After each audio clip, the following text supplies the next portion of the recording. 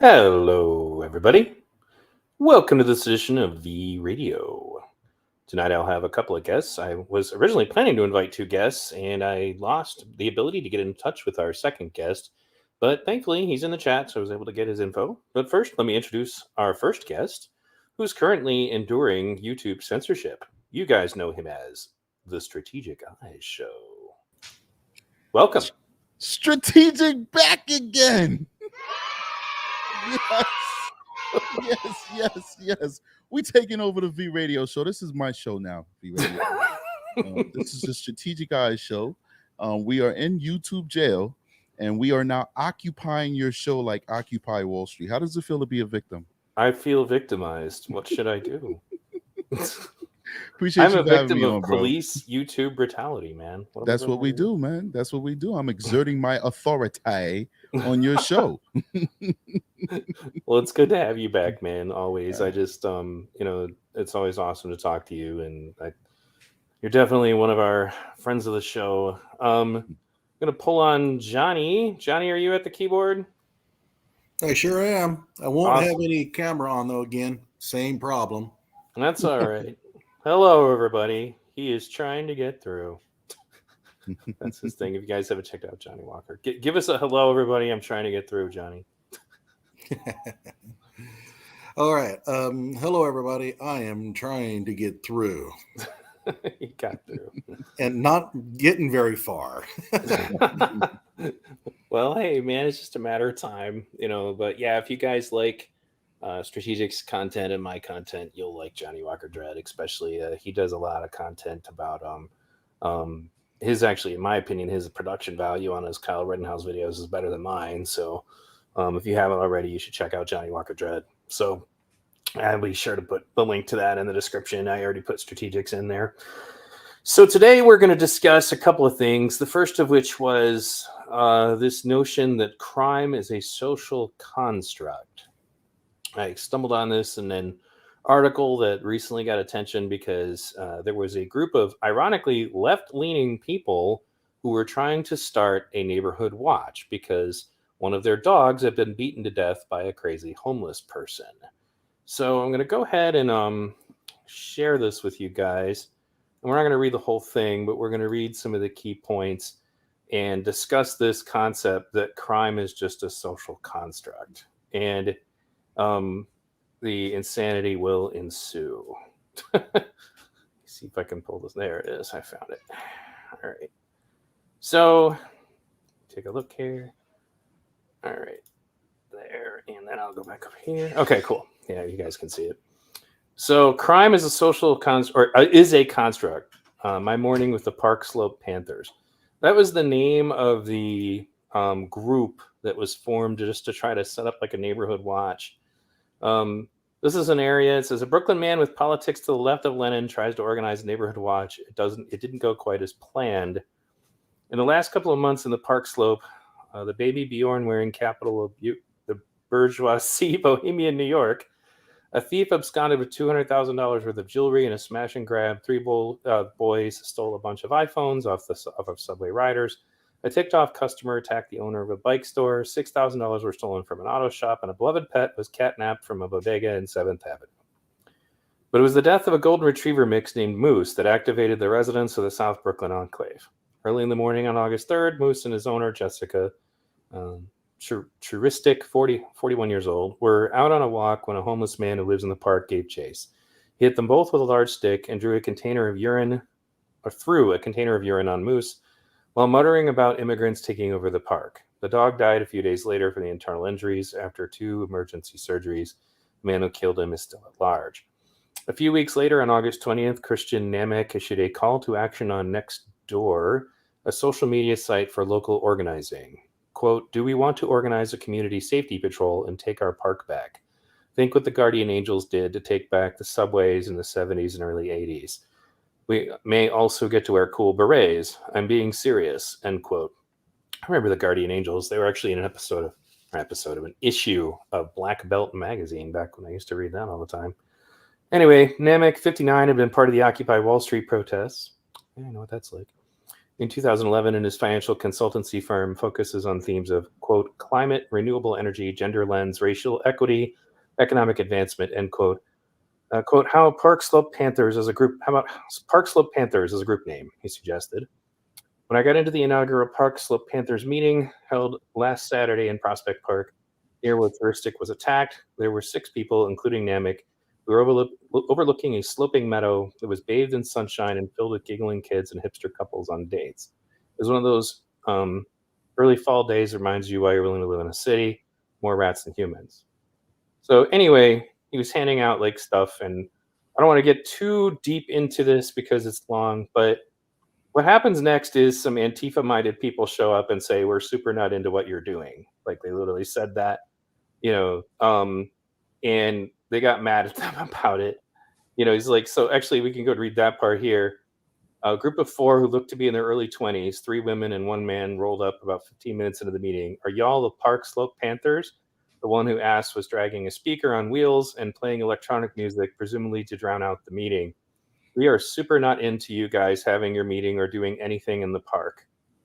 The young activist, who was white, wore glasses, grew up in Park Slope, and had a medical grade face mask on in the park outdoors.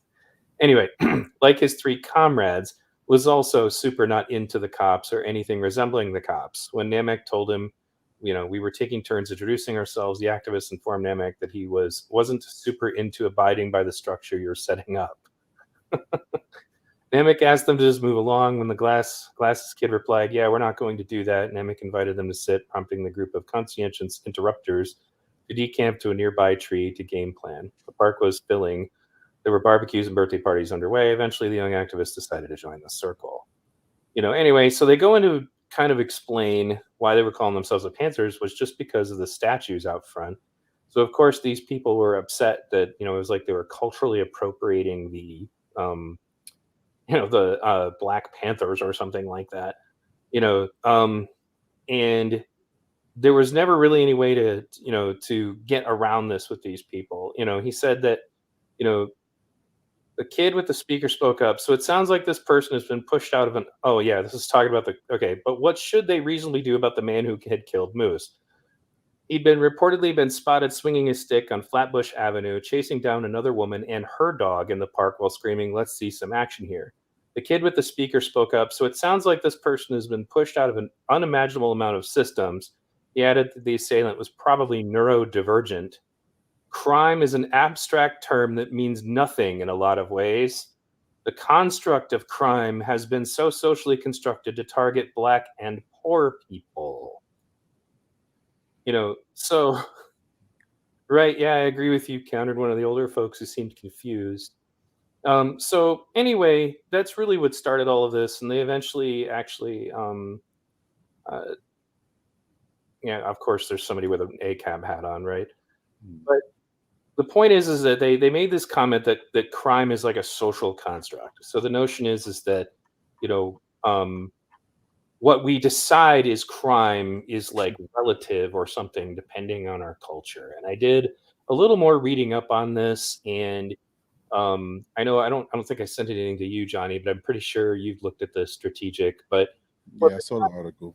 What they're trying to suggest is that what is made illegal, usually their big gripe is to suggest that police are just there to protect property and protect the wealthy, and it's like they say, so crime is a construct we're making up. So it's like, so should it be illegal for somebody to beat your dog to death?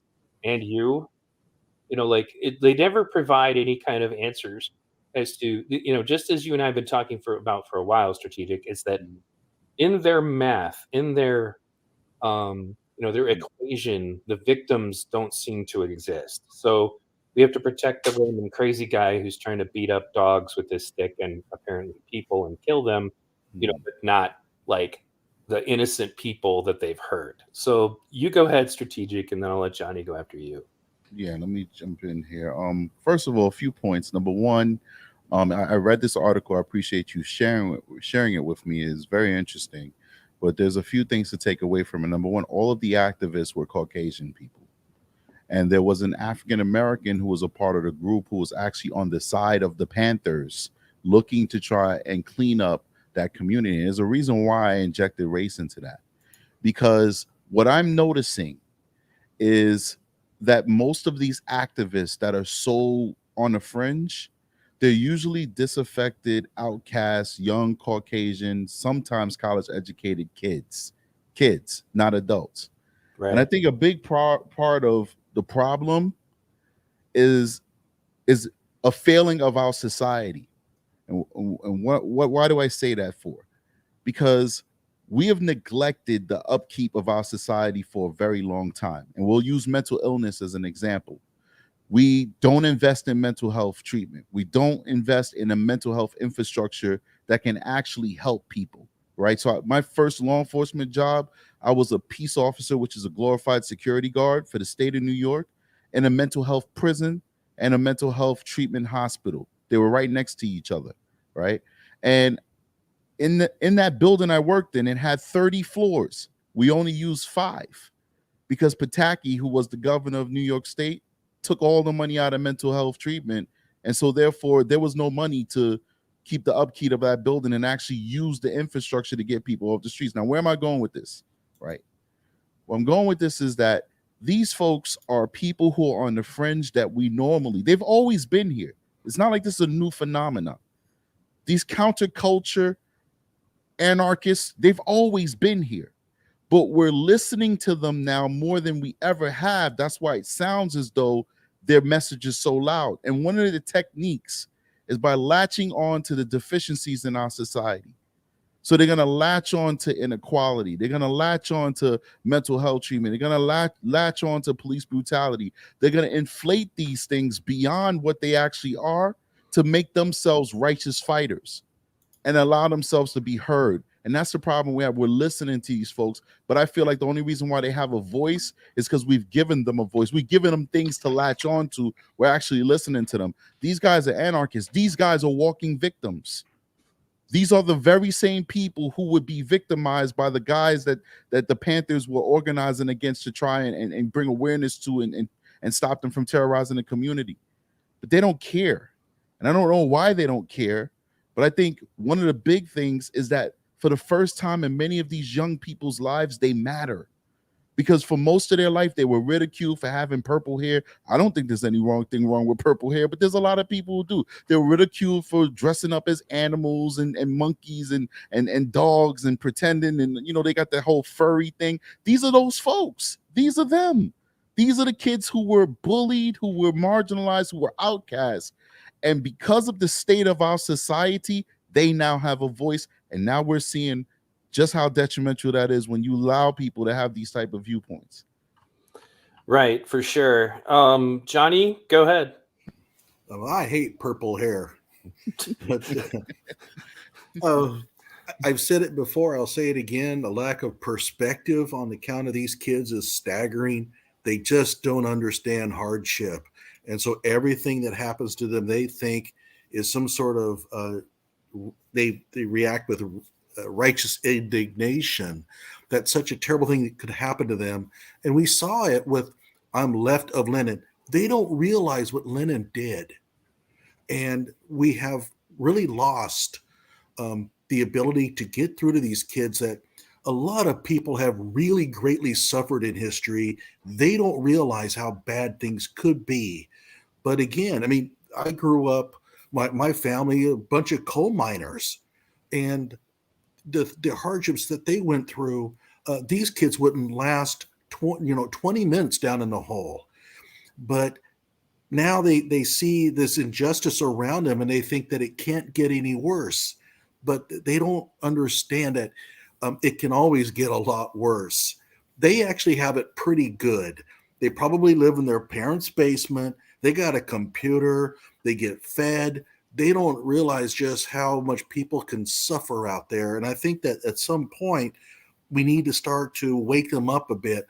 I've always said that book, The Gulag, I'm not talking about the Gulag Archipelago, but the more recent one called The Gulag should be required reading of every student in public school.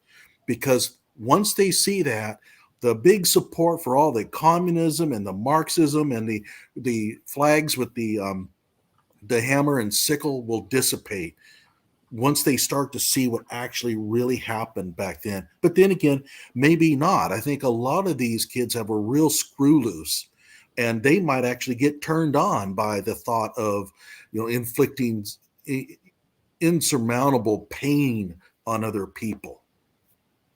So, I mean, to bring it back to like the main concept, though, like, what do you think of this weird ideology that crime is just? I mean, so crimes are social or construct in that we do collectively as a society, we make laws and then we agree to those laws and then we expect people to follow those laws and then we punish people who don't. But like, they're acting like crime is a construct, so therefore all crime is invalid, or like where does the world end? Because like I imagine these kids wouldn't appreciate it if somebody walked up and killed their dog. Right. But I would say that they want the freedom to kill somebody else's dog. They don't think in terms of that this could happen to them. Right. So, well, I mean, go ahead. If you take that thought process, then we shouldn't honor anything in our society. How can you have an organized society if you don't accept socially acceptable constructs? Like, how would we enforce contracts? How would we enforce people lending money, borrowing money, paying back money? I mean, it doesn't make any sense. But I understand that, there are things in law that there are gray areas where maybe it could be legal or illegal, or, there's something called discretion where you can where officer can determine whether they want to enforce a law. Certain laws, right. Very few, right? But there's something called morality. And I think we all agree that it's not good to kill somebody if it's unjust. I think we all agree that it's not good to take a woman's body or even a man's body or a child's body without, well, some of them you can't get permission for, like a child, but like it's not, just keep it simple. It's not socially acceptable, and it's a horrible thing to force yourself on another person. These are moral things. These are things that we all feel, whether you believe in the soul or not, that is ingrained in us. Something that, so when I think about this social construct situation, like, are they including murder and RAPE, or do they just not touch on that? Are they saying that we should be subjective about these things as to what we consider, a social construct and whatnot? What do you think? Well, I think it's funny that, because you have to remember that the entire narrative is that anybody who is currently committing crime is simply a victim of capitalism. That's how they frame everything. So, and it's interesting because comments about communism are being made in the comment section. And it's like, for example, when they talk about stuff, like when they say things when they're rioting, like, well, property is theft just by its existence. And, you shouldn't, be prioritizing property over people. And I'm like, do you think communists would be okay with you showing up and burning down their stuff? Like, you think that they would just let that happen? Right. No, they would kill you. Like, they would defend their property just like anyone else. The problem is that, like, so for example, this understanding of anarcho-communism is the ideology for people who want stuff without having to work. In state communism, you get shot for not working. They just want to mooch off the commune system. Now, so unfortunately, there are people who have infected that ideology of anarcho-communism that do hold those values. But the only successful anarcho-communists were like the people in Spain during the Spanish Civil War, who ironically got killed jointly by both Stalin and Hitler working together to kill them. But what I was going to say is they all worked, though. It was just understood if you want to participate in this commune, you have to work. And that's what a lot of these kids don't get, is that the crops don't plant themselves. They think that socialism and communism is like sitting around collecting checks or something. And that's it. Yeah, if you want to starve, that's what it is. But bringing it back to crime, I think like what Johnny said is very relevant, and it's not just true of the left communists, it's right communists too. It's something that, because I brought on a panel of leftists not long ago to discuss this issue, and one of them is Derek Jensen, and he was an anarchist for years, and he said, unfortunately, these kinds of movements have a tendency to attract people that, I think he called them cluster B personalities who, you're just not suited to living in any kind of anarchist society. Like, so for example, my ex-wife, she ended up with an ANCAP for a while, who was a member, like high-ranking member of the Libertarian Party, and he brainwashed her into never calling the cops, and cops are bad, the state is bad, and then turn around a few months into their relationship, he beat her bloody and forced her to drink his urine. So What? yeah, that guy does not like cops because he wants to be free to abuse women to his heart's Right. content. Like those kinds of personalities gravitate to these movements too. And that's in whether it's right or left. A lot of them, they look at the idea, like Johnny said, well, they're looking forward to being able to kill someone else's dog. Like they don't ever seem to think about it when it's coming around. And then stuff that you and I have been talking about for a long time, Strategic, is just that in many cases, these people are just either utterly naive or criminally insane, looking forward to the benefits of not having any cops around. Well, I mean, we look at the situation like with BLM, where they're saying they're communists, they're socialists, whatever. And what's the first thing that they do as soon as they get money? They go buy expensive properties in exclusive neighborhoods. They pay their relatives millions of dollars, or at least each person slightly below $1 million, and in totality millions of dollars for the whole bunch of them. So it's like you can't trust these folks, like you said, and like Johnny said, these individuals are the same people who pretty much want to go victimize other people. They just don't want it done to them, Right. Yeah, it's their turn is the way they look at it. I've been victimized, and now it's my turn to victimize somebody else. And we see this a lot of times in the politicians who rail against corruption. But the first thing that they do when they get in is they start doing the exact same things because it's now my turn to benefit from the things that I've had to suffer from others having to benefit from. And we saw that with the New Orleans mayor who took flights to Switzerland and said that she had to fly in first class for safety reasons. I guess flying in coach is a dangerous thing or something. Well, we see all the time. Now, you asked Strategic about, do they ever think about how this applies to murder and RAPE? They don't think that far. They're not particularly bright. I mean, and this goes for both extremes. They have an ideology, and they are completely incapable of applying this ideology to anything beyond the issue at hand. So they don't think in terms of, well, wait a minute, what happens if such and such happens? Would this ideology work? They don't go that far.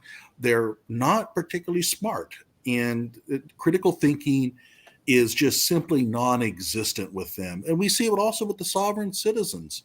And, well, according to your argument, we wouldn't be able to arrest anybody for murder. No, they don't think like that. They don't think that far ahead.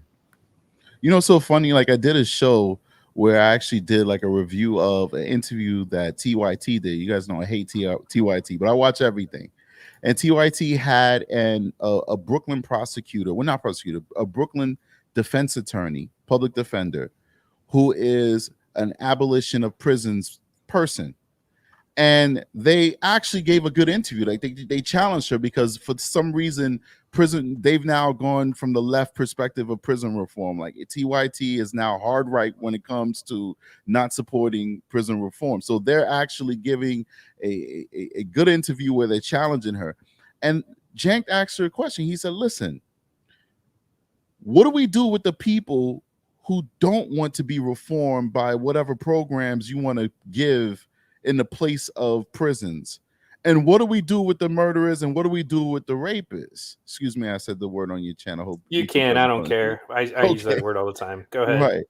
And her response was typical activist speak. Right. Well, we don't have all the answers. We'll work on that. We don't have all the answers. And Cenk made an excellent follow-up. He said, well, you're the one out here advocating for the abolition of prisons. Shouldn't you have a viable alternative and answers to these tough questions? And she could not respond. She decided to just become negative and attack Cenk. Now, there's a ton of valid reasons to attack Cenk Uygur, but she did it simply to deflect from the fact that she wanted this lofty pie in the sky paradise society, but she really didn't have a clue of how to get us there and what to do when there's tough questions on how to make it actually work. Yeah, and that's a big part of the problem, is that they don't really think it all the way through. And I think that they they have some ideas. I mean, I agree that social programs can help to reduce crime. I'm not Poverty is definitely, got a symbiotic relationship, but that doesn't it's like they want to put the cart before the horse in a way that Mhm. just doesn't make any damn sense. Go ahead, Right. Johnny. Yeah, the pseudo intellectual sounding stuff. It just sounds great when you say, that crime is a social construct. Well, what the hell does that mean? But it just sounds good when it rolls off the tongue. So what we have are a bunch of coffee shop philosophers, and there's nothing more worthless. They spout out a whole bunch of really lofty sounding stuff. It doesn't mean anything, and you expose it real easily by applying it to some situation that's, some issue that's not in front of them. Like, well, what about murder? And all of a sudden it all comes apart. So it's pseudo intellectualism. I see a ton of it in the education journals because I referee articles that come on my desk, and I turn back most of them because this is crap. But you know what I'm starting to feel, guys? I'm starting to feel like a lot of these folks really don't care about helping the people that they say they want to help. And why do I say that? Because for the very same points that each one of us are making, if you really cared, you'd actually try and advocate for proposals and programs that actually will help people in their day-to-day lives. Like, so we'll try and tackle poverty, we'll try and tackle the inequities in education, we'll try and tackle healthcare, because a lot of times people can't get mental health treatment, which is a part of healthcare. They don't ever talk about those things. They only talk about closing the prisons, stopping the police from enforcing the law, making it easier for violent criminals to get out on without any bail. Like they literally go for the cart before the horse. And I don't get that, because if you really cared about the people you purport to care about, you'd want them never to be in contact with the criminal justice system, because you'd want them set up that they can be good, law-abiding citizens and not have to worry about whether they get bail for a crime or not, or whether there's a prison cell waiting for them when they victimize something. I never ever hear them talk about how to prevent people from ending up in these bad situations. So when you said something earlier about like what are we going to do with the people that actually triggered this memory, and this is loosely related to what we're talking about, but this the Weather Underground was the '60s terrorist movement that has a big influence on Black Lives Matter's more violent chapters as well as Antifa. So listen to this chilling stuff. I brought up the subject of what's going to happen after we take over the government. We become responsible then for administrating, 250 million people. And there was no answers. No one had given any thought to economics. How are you going to clothe and feed these people? The only thing that I could get was that they expected that the Cubans and the North Vietnamese and the Chinese and the Russians would all want to occupy different portions of the United States. They also believed that their immediate responsibility would be to protect against what they called the counter-revolution. And they felt that this counter-revolution could best be guarded against by creating and establishing re-education centers in the Southwest, where we would take all the people who needed to be re-educated into the new way of thinking and teach them how things were going to be. I ask, well, what is going to happen to those people that we can't re-educate, that are die-hard capitalists? And the reply was that they'd have to be eliminated. And when I pursued this further, they estimated that they would have to eliminate 25 million people in these re-education centers. And when I say eliminate, I mean kill 25 million people.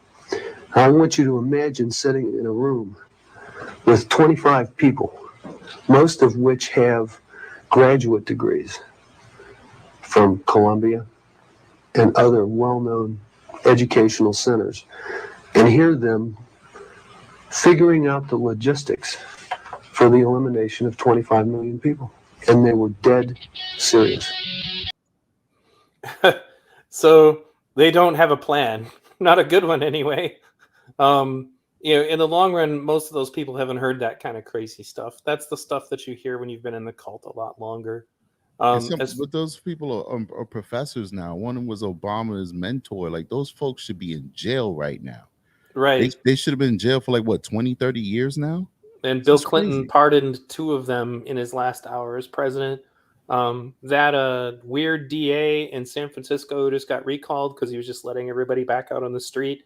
Both of his parents are Weather Underground. But what, to go back to what Shank was saying, though, it's his problem is, what are you going to do when these people don't go along with it? Like, what's your next move? Like, and they don't have answers for that. They say it's not perfect. So the problem is like, just like in that the Hill clip we looked at, where it was Robbie was the libertarian guy, was the only sane person in the interview, and then Brianna Joy Gray, and then whatever random Twitter chick she brought on to argue about it. They were only fixated on the plight of the insane, violent man who had assaulted multiple people, had been arrested many times. Apparently he's the only victim in the situation, and Robbie keeps going, okay, I get what you guys are saying, but we kind of still have to take him off the street, right? And they're like, why? One of them says, why? Say, because he's randomly attacking people. He has no control over himself, but crime's just a construct. Like, so what the hell does that mean? It's not a crime. Why is it not a crime? When does it become a crime? And the other thing that occurred to me is I remember watching 2 Antifa cells fight each other on Twitter because somebody in one of the cells had accused one of the other person, people in the other cell of sexual harassment. But because they're anarchists, they had no way to adjudicate that. So they're just like, it became a popularity contest. I'm like, and I literally taunted them about it. I'm like, so let me get this straight. Your mob, agrees with this person, and then their mob agrees with that person. So what is the resolution? And they didn't have one, short of eventually figuring out that I was kind of putting them in backing them into a corner, so they just stopped talking about it. Super chat for $9.99 from Steve Marley. Some Strategic Eyes crew in the house. Yo. Yeah. We got to Bob play Marley the has music, another baby. kid? What'd you say there, Johnny? I said Bob Marley has another kid. I got to play the music. I Go got ahead. to Play the music. Hey. All right. Appreciate Thanks you. for the super chat. What's the story behind that, Strategic? You got to tell us. Man, it came pre-programmed in the sound box. That's it. It's free. So funny, like I'm working on a documentary right now. I'll say what it is, it's not a surprise, on the Collier case, Debbie Collier. And I hope I'm saying her name correctly. And I'm really trying to be top shelf with it, like V Radio when he does his documentaries. And what I'm finding is that it's so expensive. Like music, you have to pay for the licensing, like B-roll, you have to pay for that. Like they want like $50 a month if you want to rent it, and hundreds of dollars if you want to own it. So, the reason why I said that is because this sound effect is actually free and came with my sound device. But everything is expensive when you want to do production. Yeah, Strategic. It sounds like it's free.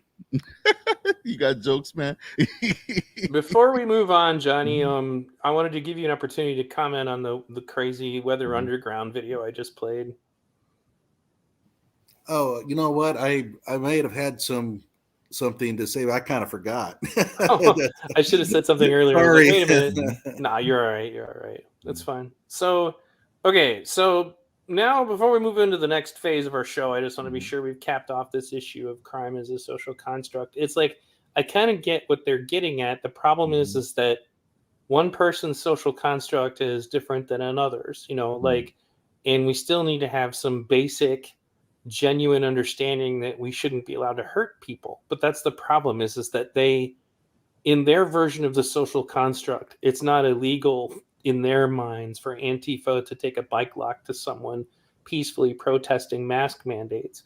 To them, that shouldn't be illegal. What should be illegal is the person, who doesn't agree with them being allowed to appear in public. So as soon as we get into that, then it's all just going to come down to violence. And I don't think these people really understand the full implications of that. So I'll give everybody an opportunity for their comment on that, and then we'll move on. So go ahead, Strategic. Yeah, I mean, I agree. And I think we pretty much hit it on the head, because these folks, they lack accountability. And I think that's the weakness in our society in this day and age, a lack of accountability. And because people don't want to be held accountable for their actions, you start getting individuals who are inventing or twisting these concepts to meet their ideology, to serve their purposes, to allow them to have the ability to hurt somebody's dog, but nobody else can hurt their dog. What we heard in that Weather Underground segment, which is amazing, you know, you find these things, V Radio, is we see that these individuals who purport themselves to be heroes, revolutionaries, they're despots, just like everybody else. They want to hurt, they want to pillage, they want to rape, they want to be the ones running the show. Their biggest gripe to me is that they're not in power. So, you know, to me, this whole social construct thing, you know, of course it's a social construct. We're coming together. We call it the social contract. That's what we call it in law enforcement. In the academy, they teach it as the social contract that is agreed upon by every American citizen to be policed. You know, to allow these other citizens to be a step above you in order to enforce the law. You know, to bring that up and try and twist it in a way that makes it sound as though these laws should not be enforced simply because our organized society decided it should be enforced is kind of like an oxymoron to me. Of course, it's a social construct, but it's what we need for us to not live in a society where everybody has to have a sword with them to protect themselves, you know, and women cannot stray beyond the boundaries of this fence because some passerby on a horse riding through could possibly rape them. You know, this is how people lived in the medieval ages. We don't want to live that way. And that's why we've evolved socially to live in the type of society that we live in today with the limits that we've set so that everybody can have a fair playing field, at least as fair as possible, to succeed. Yeah, Go ahead, Johnny. I'm just kind of curious as to what our high schools and middle schools are teaching in civics now. How in the hell is this starting? I mean, do students coming out of high school do not understand the purpose of law? Do not understand the purpose of having a police force? What happened? I'd also like to say that within these kids is a bully trying to get out. If you ask the 6th grade bully what kind of political system he would love, he would describe exactly what these people want. These are bullies. They're just not big enough to do it physically. So they gang up and they try to oppress others. So the 6th grade bully isn't interested in any kind of law, protections for others. He only wants protection for himself. And that's what these kids are. So I guess then to wrap that up, I think that part of the problem is that they're being taught that just the act of policing itself is a problem, like that apparently that shouldn't happen. And they live, it's just, okay, so like this is true of both brands of anarchists that are more commonly known, but like, for example, in the HBO series, The Anarchists, it was actually about ANCAPs. And so they went to go live in Acapulco, Mexico, because they liked the fact that the government there didn't really seem to interfere in people's lives as much. Mm-hmm. And they just noticed how peaceful it was without government intervention.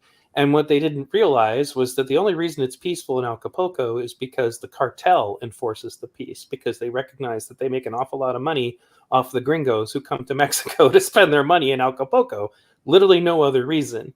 That's the only reason there's order there. And it's not the kind of order you want. And eventually one of them ran afoul and got murdered by the cartel, and it changed the whole energy of the place after that.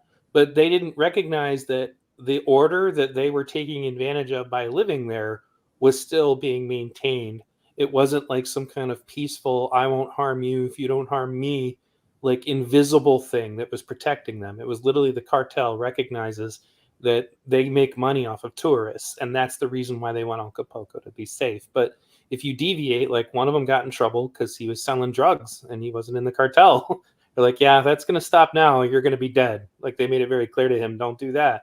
So it's not that they actually had absolute freedom. It's that, for the time being, they served a purpose. And it's, and the same kind of silliness goes on when I talk to anarcho-communists on one of their but it was Antifa type of anarcho-communist. It was an Antifa forum, and I said, so what are you guys going to do when the cartel shows up? And they said, well, what do you think we're going to do? Do you think us Antifa militants are just going to stand down? I'm like, and I didn't answer them because I was trying to stay as long as I could before you get banned, because when you question them, they don't take nicely to it.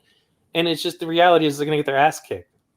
That's what's going to happen. They're going to die en masse.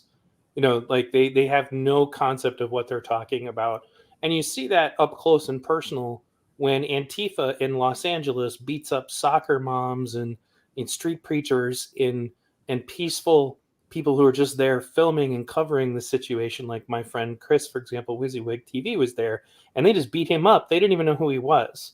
And he wasn't even politically involved before they did that. They were really brave to stick up for the quote-unquote trans rights at the Wii Spa. But right there in Los Angeles in MacArthur Park, they could go and confront MS-13, who openly murders trans people. But there's no Antifa showing up at MacArthur Park, and that's because they know they'll be dead as fried chicken. Like, it's ridiculous to know that they think that they could replace the police with some kind of Antifa militants. So in any case, so moving on, one of the other themes of today is we're going to review some videos, and some of these are going to be kind of graphic. So that's actually one of the reasons, like Strategic and Johnny and I, we've been talking about doing a stream where we review police activity videos for a while, and now we're just finally getting around to it. It was good to just finally have everybody in the right spot. So just be aware that some of these are, kind of a viewer discretion is advised, which is one of the reasons I didn't even try to monetize this episode, because I knew it wasn't going to be. So be aware of the fact, guys, these are raw. One of the reasons why V Radio is back and forth on being monetized is because I watch things in the real.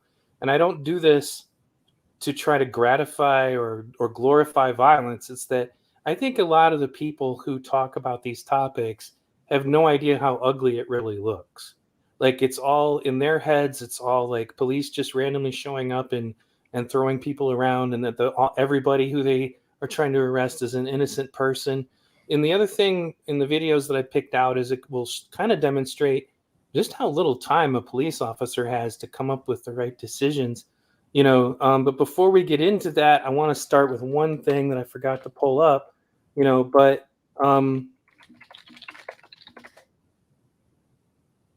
activist fails the, pardon my interruption here, I screwed this up, use of force test. And you and I have talked about this, Strategic, that this happened. This Black Lives Matter activist undergoes the use of force scenarios and does very badly. So we're going to have a look at this for everybody's understanding of just how messed up it is, and how little understanding these people usually have about what goes into being a cop. So tonight at 9, he is one of the most outspoken critics of police use of force here in the Valley. But he gets some on-the-job training about use of force tonight. Very interesting stuff. Reverend Jarrett Maupin led protests and marches after Phoenix police shot and killed an unarmed man. Well, tonight he gets a chance to experience the split-second decisions that police have to make when encountering a suspect. And our Troy Hayden was right along with him tonight, getting the training as well. This must have been eye-opening. It was a really interesting experience. We've all watched those protests all over the country after police officers are accused of shooting people who aren't armed. But what would happen if one of those protesters felt what it's like to wear a badge and then be put in a life or death situation himself? So how do you put the holster on right inside your belt loop there? Jarrett Maupin gets his weapon. You might recognize him as a high-profile organizer in the minority community. Just last month, he led marches on Phoenix Police headquarters after an officer shot an unarmed man. We want his badge. We want his gun. We want his job. Today, he accepted an invitation to look at things from the other side, agreeing to go through a force-unforced training session with the Maricopa County Sheriff's Office. 3 scenarios where you have to decide to shoot or not shoot. Scenario 1 is a call about a man casing cars in a parking lot. Maupin approaches the man and starts asking questions. Look. Where you have your hand in your gun? You're looking for your vehicle. What kind of car do you drive? Where you have your hand in your gun? What kind of car do you drive? It's my car, man. Oh. Maupin, the officer, is shot. It happens that fast.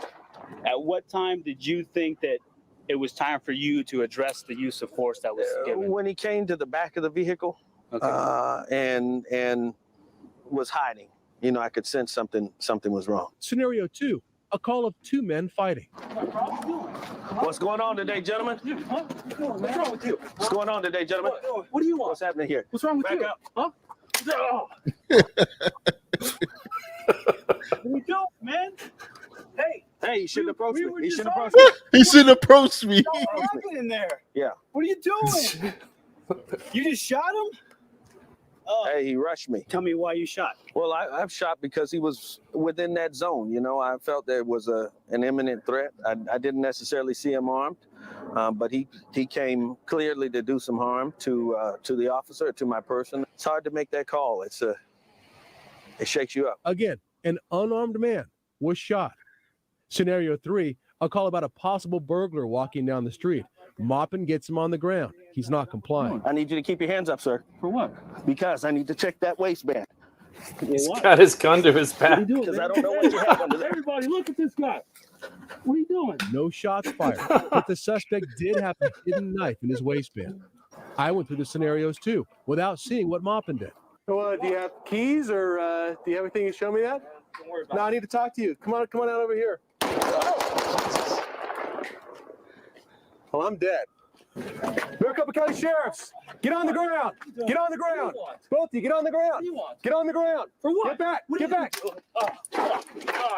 Same results for both of us. Things happen very fast out here. I asked Maupin what his biggest takeaway from this exercise will be. I didn't understand how important compliance was, but after going through this, yeah, my attitude has changed. This is all unfolding in 10 to 15 seconds. People need to comply with the orders of law enforcement officers for their own sake. Thanks to the Maricopa County Sheriff's Office for taking us through that today. It was an eye-opener. That's a tremendous admission that Reverend Maupin just made. Right. That you need to comply for your own safety. Right, and he saw it. I mean, he plainly shot a man who was not armed, but was coming at him, and he felt, that he was unsafe at that point. He was coming after him, and he fired. Yeah, and I don't think any officer goes into work thinking, I'm going to shoot and kill somebody today. But No. these interesting, things happen, like the guy coming from behind the SUV, boom, and you're dead. And you are. Six shots he got off. How did you feel about those scenarios when you were going through them? Did it change your perspective? Yeah, I've been through one of these before about 4 or 5 years ago, but it just reinforced how fast things happen. And you think at the time, oh, I can think through this and I can figure this all out. Don't have No, time. it's boom. It's just there. Yeah. It's that I have a fast. lot of respect for Maupin for going through that Yeah, I agree. I do too. and agreeing to go through that and seeing it from the other side as Right. well. Do you think it changes the way he approaches these issues going forward? He says he's going to go out into the community and say what he said at the very end there. You have to comply with what police officers tell you. Let everything sort out at the end, but just do what they tell you right then and sort things out afterwards. Right, Interesting. Interesting. All right, Yeah. thanks, Troy. It Good was stuff, Troy. Thank you. So I'm not even a cop, but I'm just watching all these mistakes. It his gun to his body the whole time, like he was like, I don't know, like he was holding him up or something. He was the criminal, I meant to say. But so what are your thoughts on that strategic before we move on with our first police video?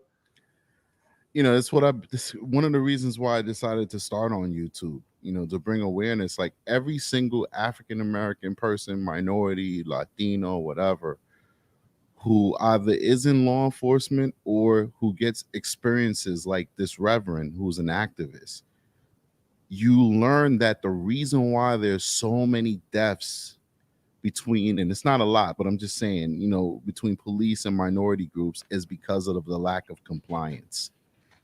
The lack of the culture of not complying. That's why I cringe when I watch these videos and I see people resisting arrest, cursing out cops. There is a place for that, and that's called civil court if you feel like your rights are being violated. But I've seen that video before, and it never gets old. That's why I was laughing as though it was the first time I saw it, because it never gets old. People, we need to do a better job of bringing this type of awareness to the masses, because so many people believe that policing is this magical job where you could disarm bad people even if they don't want to be disarmed, and it's just not the case, man. I think this should be taught in schools. This should be taught with civics, and we all know that they don't teach civics anymore in most schools. Johnny? Yeah, if I was in that little scenario thing, those two guys fighting, I think I'd have shot them both. Just shot them and say, okay, you know what? You guys are disturbing the peace in my neighborhood. Mhm. And so we won't be doing that anymore. Or I would have shot him in the leg because that's the way you do it. No, the big toe, man, and the pinky finger. That's what the activists want. Oh, I think though that it definitely, especially the ones where the guy just pulls his gun out and shoots him from around the corner, like some of the videos we'll be looking at definitely kind of illustrate that. Before I get into the cop videos, this is one that I've shared with you before, Johnny, and it's serious, but my challenge to you and to everyone watching what I'm about to show you is you cannot laugh, and you have to be honest in the chat. You know, okay, nope, I didn't laugh. So we'll see if you can pull this off. But here we go. This is a self-defense situation. Listen carefully to it. The guy is saying to the guy as he's walking up. Now, before we start this, I want to give you a little background, okay? By the time they got over here, this guy was originally in the front of his car. This dude chased him and followed him the entire time, threatening him, telling him he was going to beat his ass, you know, all of that.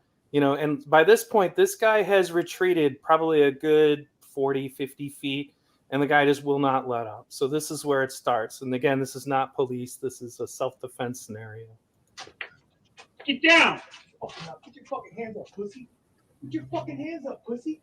Get down. Put your fucking hands up, pussy. Put the fucking gun down and scrap like a man, bitch. Scrap like a man, bitch. Remember, don't laugh. Put your motherfucker, I'm gonna think I got. Ow! Ow! Ow!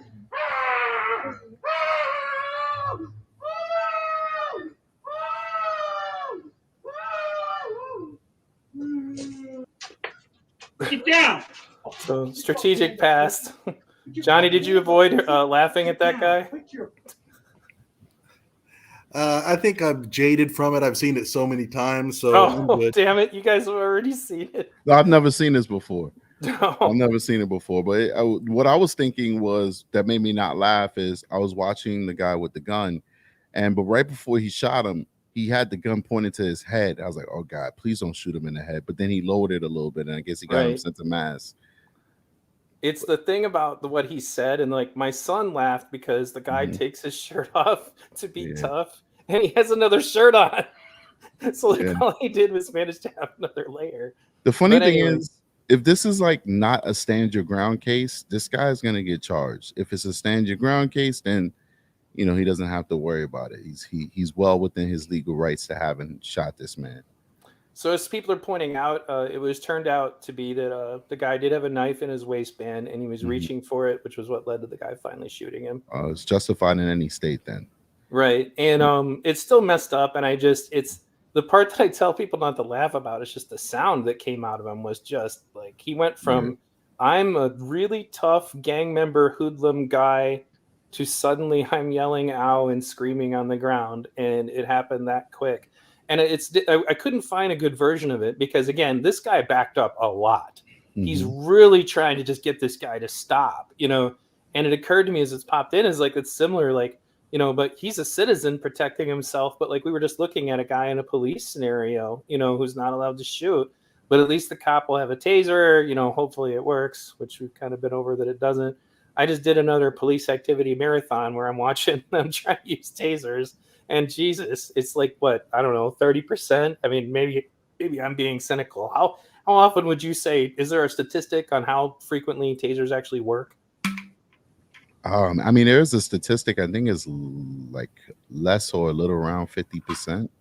I believe, don't quote me on that, but it's definitely not what the activists would like you to believe, that it's like 100% effective and we should probably carry tasers instead of guns completely. But I just want to make a comment about his screaming. I know what you said about it, V Radio, and then still Steel Stargazers in the building. Appreciate you for supporting us on this live stream. Says screaming like a little girl after talking all that mess. Another reason why I didn't laugh is kind of what Johnny Walker said. Like, I've seen this a lot, not people necessarily getting shot in this manner, but people getting shot, people getting stabbed. And I don't know if it's the pain or it's the notion that death is coming you see a lot of grown men, some of them who are bona fide tough, screaming like that. You know, you see it all the time. You know, what is what is. Keep going. I'm sorry. No, you're fine, man. That actually reminds me. I don't have it on hand, but that video of that guy in Texas, the one who took out that rifle or whatever it was, the guy on his porch. Yeah. You know, for the stepdad who was there to pick up his kids. Yeah. That guy is not going to jail. Yeah, that came out a while back. The case is already closed. I'm like, what? Yeah. You know, like, because when he chose to shoot him, he was a good 15 feet away. You know, I was like, but I guess that's how the law works in Texas. Yeah, and his problem, and believe me, I was against that. I wanted that guy to get charged, but the victim grabbed that gun, man. I think that's what did him in. You know, the grabbing of the gun, and then the man kind of shoved him off and then shot him. It was kind of like a fluid motion. If he never grabbed that gun, I think it'd probably have been a better case for killing people. But I feel like that's a perfect example that a lot of these stand your ground and castle doctrine laws are a little bit flawed. They're not as perfect as people who support them believe they are. And, you know, in liberal states, it's just the opposite. The lack of being able to defend yourself is equally as bad. You know, got to find some common ground some way. Johnny, did you have a comment on this before we move on? Yeah, just kind of underscores the importance of knowing your self-defense laws in your own state. They vary wildly all over the country. For example, in some states, just simply insulting somebody and then it would be enough to negate your self-defense claim if the person comes after you with a knife. That's true in North Carolina. In other states, that would be perfect self-defense. So you really got to know what your self-defense law is, and especially before you go on and start, you know, going into social media channels and start making claims like you really know what you're talking about. You got to open the books at that state and read what the actual laws say. And we saw that in the Kyle Rittenhouse case, of course. Right. That's why, well, that Texas one totally astounded me. And that one was getting passed around to everybody. And then everybody was like, yeah, this guy's going to jail. And then it didn't happen. I was like, what? But yeah, that's the way, I guess, you know, I don't know. It's like, I think you guys recognize the social contract in Texas is stay the hell off my porch. You know, like that's. Yeah, I think there's also a lot of corruption with that too, because like, for instance, you know, I went into the books over there and like, from my interpretation, when he fired those warning shots at the man's feet, that technically was an assault in Texas. Right. So, you know, you're kind of starting off with a crime, and then it could be construed that this guy was standing his ground by grabbing the gun, you know, but I don't know, man. To me, I have a soft spot for it because this was a father just going to see his kid. Yeah, I agree. This was his cuckold. This was the guy that his wife cheated on him with, who used to be his best friend. And clearly we could see from the conversation she was playing games with the custody, but I don't know. Let's move on. Yeah, no kidding, guys. All right. So anyway, I could see from the chat a lot of people failed the challenge. They could not keep themselves from laughing at the sound of that guy going from ghetto to screaming for mommy in like less than 10 seconds. But you know, I get it. But okay, so moving on. Here's I don't know if you reviewed this one or not, Strategic, but either way, for my audience, they should check it out. Body capture a shootout between women and Nashville police officer. And if you at any point want me to pause it, Strategic, just say so. Same thing, Johnny.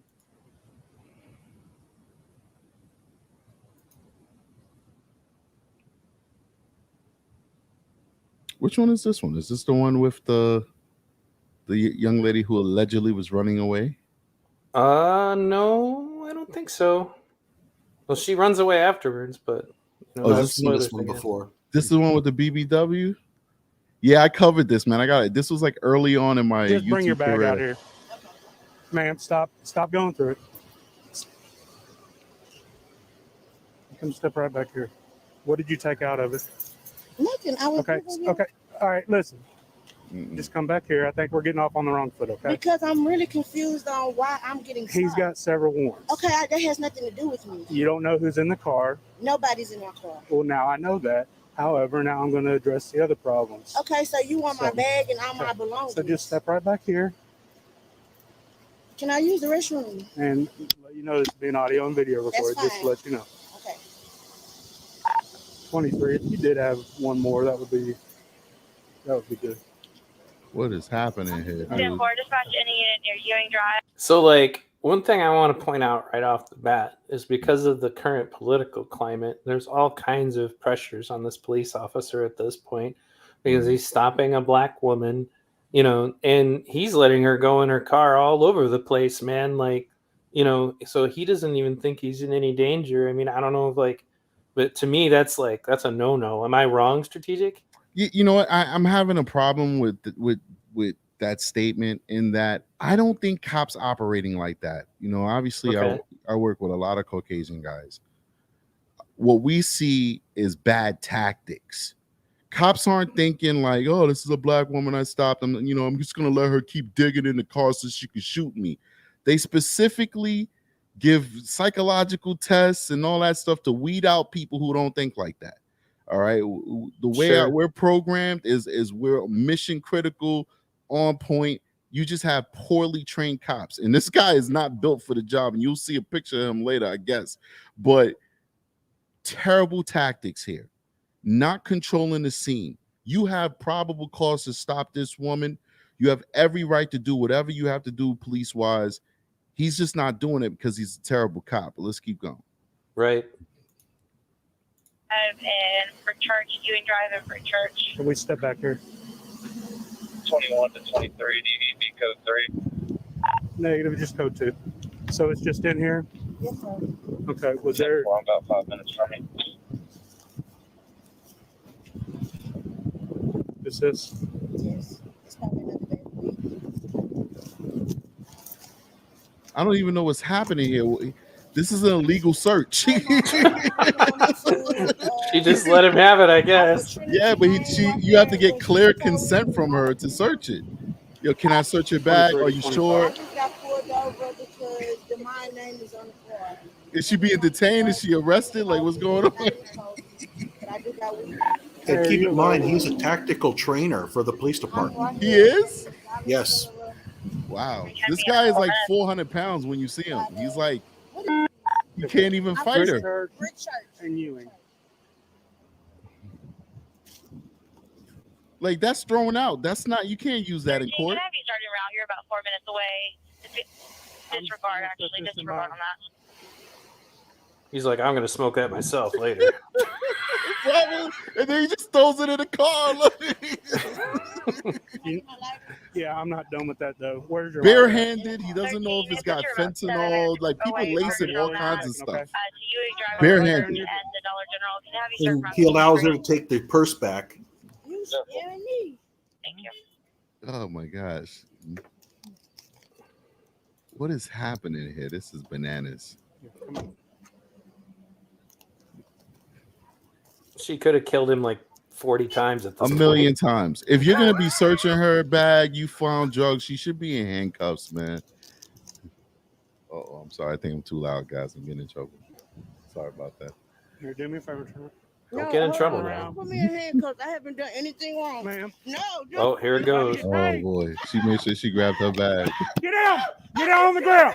Down on the ground! Terrible.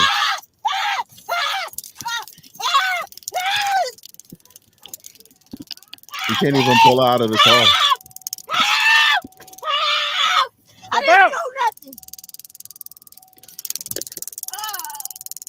Now pause it right here. Step out. Oh, pause right here. Ma'am! Yeah. Put the gun down! Okay. Now, what we see here is he had a failed taser deployment. So, but one prong hit her. So what he did was he put the actual taser on her to complete the connection. So you notice she actually finally started to get shocked when he placed it on her shoulder. But this is terrible tactics. Number one, he's not fit to do the job. He can't get into control.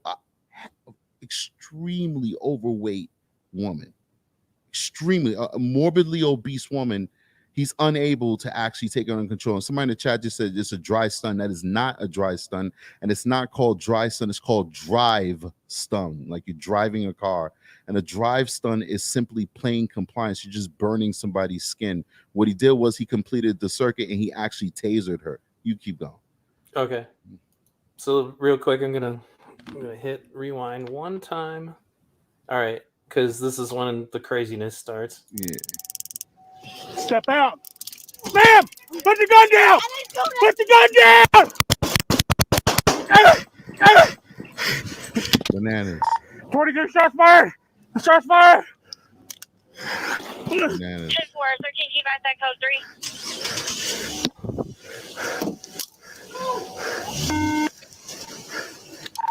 23, I'm hit. He's lucky she didn't run him over. Yeah, I was thinking the same thing. She ended up dying. Yeah, not built for the job. See? Step out. Look at that. Ma'am, put the gun down. Put the gun down. Wow. Wow. That fast.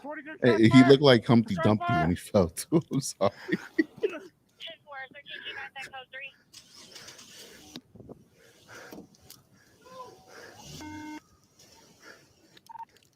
I'm hit.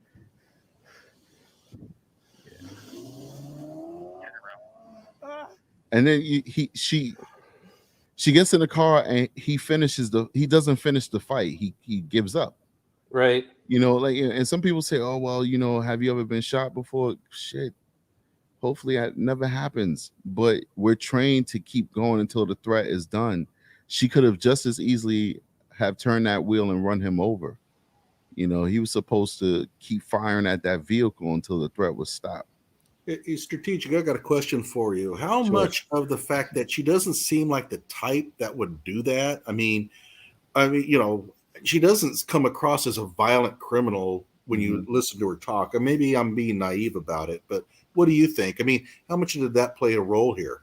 It shouldn't play a role. That's the thing. See, that's why police get a bad rep, because we do things to people that civilians feel like, well, why are you doing that to them? There's a reason why grandma's going in the handcuffs, because grandma is capable of killing you just as much as Pookie and Ray Ray, you know, or this young girl or this teenager. He was supposed to follow his training. His training, I'm pretty sure, and the reason why I'm pretty sure is because there are national standards that police have to, you know, qualify on. His training is that she was supposed to be placed in cuffs. Number one, the whole interaction was terrible. He's searching through her bag without identifying that she's under arrest.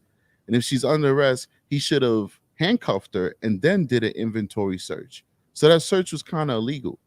You know, like there was no clear definition of when she was in custody until he finally was like, all right, you're in custody, and she started running away. She was supposed to be in cuffs immediately, and this wouldn't have come to that point. But my question is, on a daily basis, how much do you think that cops are influenced by, you know, the demeanor of the person? Gee, this doesn't look like a really dangerous person. Well, the demeanor always, you know, what a person does is always going to elevate how you interact or you react to a situation. But once again, your training is what mitigates how you treat that person as well. So for instance, why do you have her with her door open and she's still in possession of her keys? If you're going to do a traffic stop, number one, he pulled her over. Immediately, she jumped out the car. He's supposed to order her to stay in the car. All right. When she's back in the car, situated, sitting down, he'd say, all right, turn the engine off and give me the keys. Now you have control of those keys. Instead, he allowed her to jump out the car, keep the door open, and maintain control of her keys. So now, even though if he'd have did it the right way, then he could have said, all right, she's, you know, 4'10", 5'2". The door is closed. She has no keys. She's morbidly obese, so she can't run from me. Now I can bring my threat level down. But look what happened. It's not even just the fact that, you know, the physical description is when she also had a gun. And because he did not properly secure her, properly follow his tactics, she was able to not only defeat him by running away from him, defeating his means of bringing her under control, overpower him when he was pulling her by the arm, but she was able to get back in her car, start her vehicle up, and shoot him, and then drive away for a short distance before dying. That was, yeah, that one in particular. It also kind of illustrates so many of the other things about why it can happen so bad and so fast, and like all these reasons for the things that cops do to secure you, that you're like, well, why does he got to put the cuffs on me? Why do I have to sit in his car? Like, you know, any number of other things, you know, that are just to be sure that something like that doesn't happen. But like the safety of the police officer is also just like the victim is never in their equation. It's not in their math, you know. And it's the other thing, she thought she could just not get arrested because she decided she didn't do anything wrong. That's a common theme I'm running into in alone so many of these videos. It's like they think that they have a constitutionally protected right to resist arrest. That's literally what it looks like. I wish I that's was why being hyperbolic. They just think they can, and you have to keep them as safe as possible while they're resisting arrest. Go ahead, Strategic. Well, that's two things. That's why we always see the same type of person involved in these situations. We rarely see law-abiding citizens of any color involved in these situations. We rarely see educated people involved. It's the same criminal type person that gets in these situations. And another point to make it with the lack of tactics is, if she's already in cuffs while you're searching through her bag, I think illegally, and pulling out these drugs, there's nothing she can do. She stood there. You told her, number one, that you pulled her over because the owner of the vehicle has a felony warrant. So she already knows there's criminality involved, right? Then you allowed her to watch you pull out tons of drug paraphernalia out of her bag. The moment he pulled out that first bag of weed, her brain is already spinning like, I'm going to go down for this weed. What do I want to do? That's before he pulled out the cocaine, or what allegedly looked like cocaine. You know, like, just stupidity. You should have had that person under control before you actually even went and did that search. By the way, go ahead. I'd like to make a mention here. Gmail account says, I mean, that cop, it's his fault she is dead. I disagree with that. However, if she had hit somebody else and killed him, I think I think that the cop would be culpable for that. But she decided to pull the gun. It's all on her.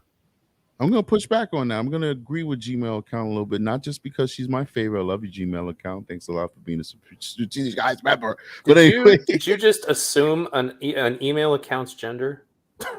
I actually know Gmail account. I'm just messing. Go ahead. But you know, I agree to disagree with you, Johnny, and you're 100% correct to say that at the end of the day, this woman decided to pull that trigger. But on every single locker in my department, you have to have a sticker, and the sticker says proper tactics saves lives.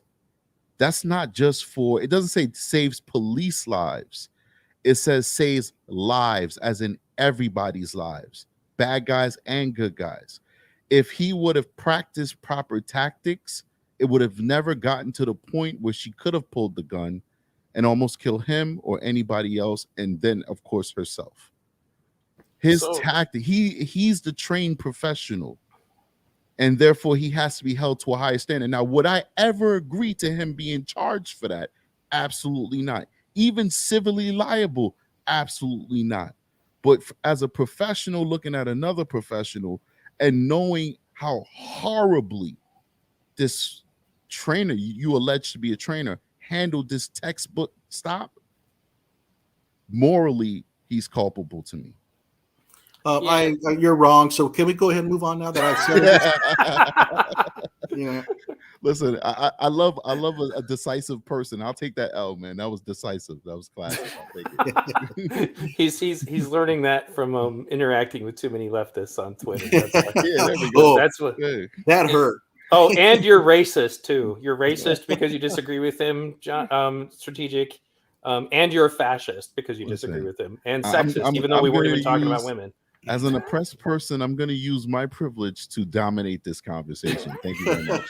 You white men need to stop talking, okay? Y'all been talking for 400 years, God damn it. Oh my goodness. Okay, so this next one it really affected me, and I think it's largely because it also shows that the cops are very human. And the female cop in this situation, in my opinion, was seriously the hero. because she shows up to help him afterwards. But this also kind of shows you like how much pressure is on these people in this situation. And I think everybody has an idea about how they would do the job differently, just like the Chop cops did when they shot a 14-year-old kid. They all seem to think they're going to do it better. But anyway, let's roll.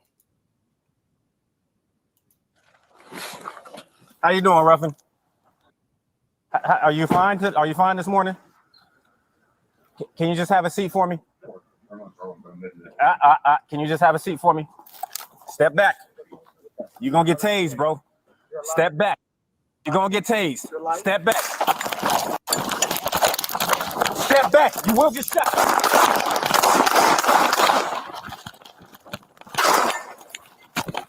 Shots fired. Shots fired. 450 at headquarters. Shots fired. 450 at headquarters. Shots fired. 450 at headquarters. Shots fired. Send all units. 98. Affirmative.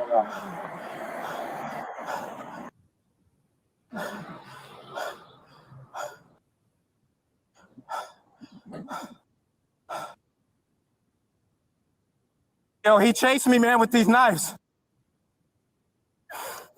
Bro. He chased me, man. She knew the guy. Can we get EMS to stage? 458, go ahead. Can we get EMS to stage? Illinois and 15th. We are getting them staged. He charged me, man. I almost fell.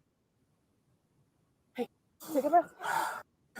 I tased him first, and I told him. Hey, I need to approach him. I need you to come with me, okay? Take a breath. I'm gonna put my gun up. Yep. Take a breath.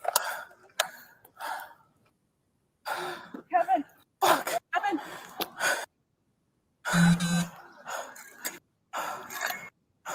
There should be another one. Those are size. Damn. Like Raphael. What do you and need? Ninja Turtle size. I was about to say Donatello. You see Guy that got murdered by the chat. Yep. So this is another angle. Yeah. It's okay. It's okay. Take a breath. Take a breath. Kevin. Kevin, can you hear me? It's okay. It's okay. Take a breath. Take a breath, please. Take a breath. I need you to just stay back from me, okay? Thank you. That poor cop feels so bad. And then she knows this guy, and she's like got this empathetic voice. Like, hey, come by me.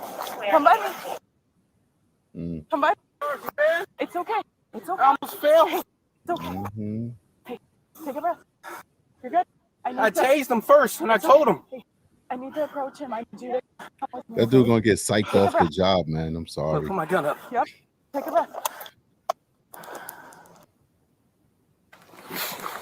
How you doing, Ruffin? Are you fine? Are you fine this morning? Can you just have a seat for me? Can you just have a seat for me? Step back. You're gonna get tased, bro. Step back.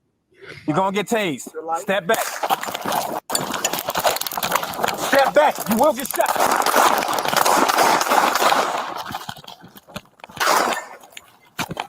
Shots fired. Shots fired.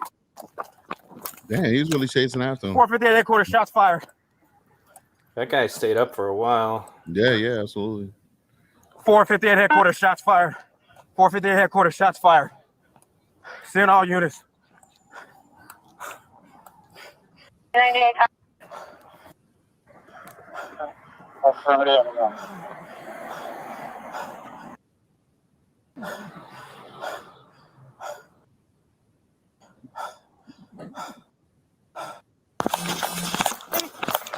Yo, he chased me, man, with these knives. It's okay. Take a breath. Take a breath. Kevin. Bro. Kevin, can you hear me? He chased me, man. It's okay. It's okay. Take a breath. Take a breath, please. Take a breath. Can we get EMS I to need stage? you to just stay back from me, okay? Thank you. Okay, go ahead. Can we get EMS to stage? Yep. There you go. Illinois and 15th. Hey, come by me.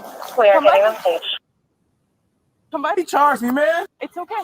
It's okay. I almost fell. It's okay. Hey, take a breath. You're good. I tased him first, and I told him. Hey, I need to approach him. I need you to come with me, okay? Take a breath. I'm gonna put my gun up. Yep. Take a breath. Kevin. Fuck. Kevin.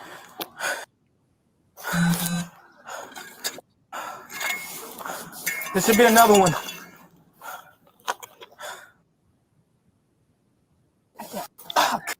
What do you need? I need him to flip over. I need to do CPR. I need to flip him All right, over. V, you can stop it here. Yeah, I was thinking the same thing.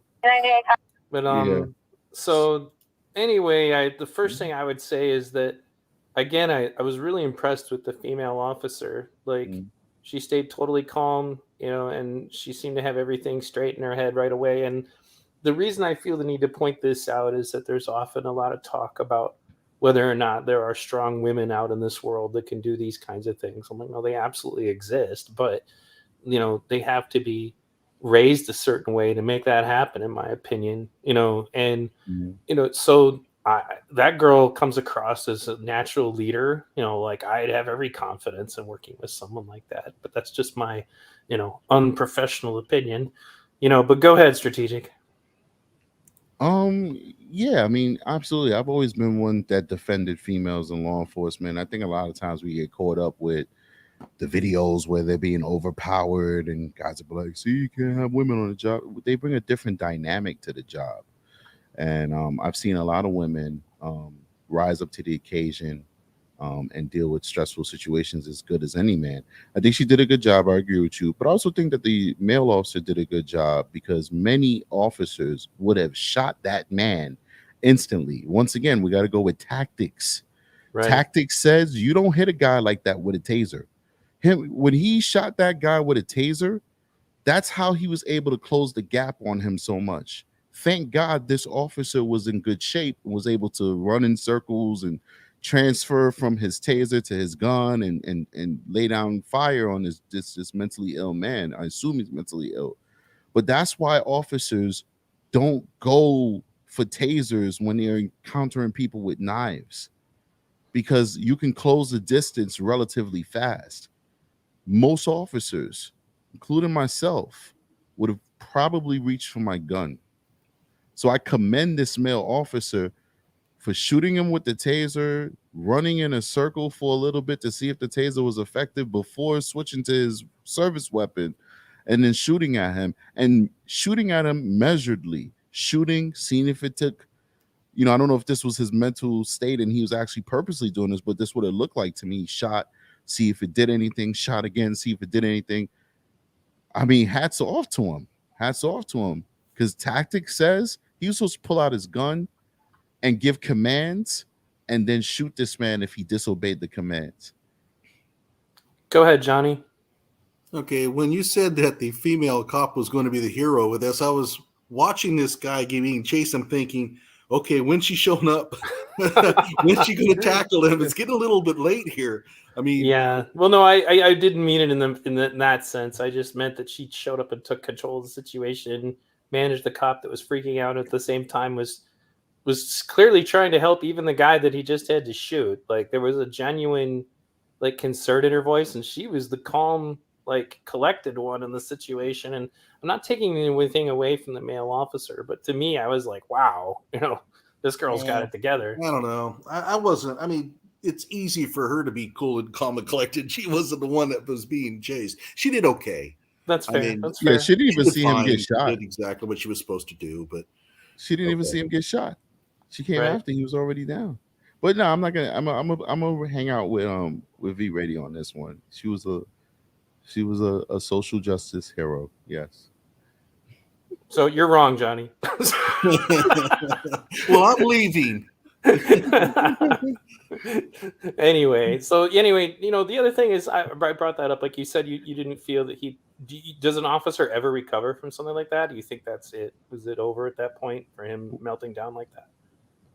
What do you mean, like the way he just couldn't handle it? You made that comment during the video. Was like, man, this guy's gonna get mentally taken off the job or something. Yeah, I mean, he's freaking. Once again, like they kind of select this to hopefully not react like that, because the situation is still happening. Like, he needs CPR. Like you said, she came on the scene. She's like, hey, we got to help this guy, you know, breathe. Let's go handle this.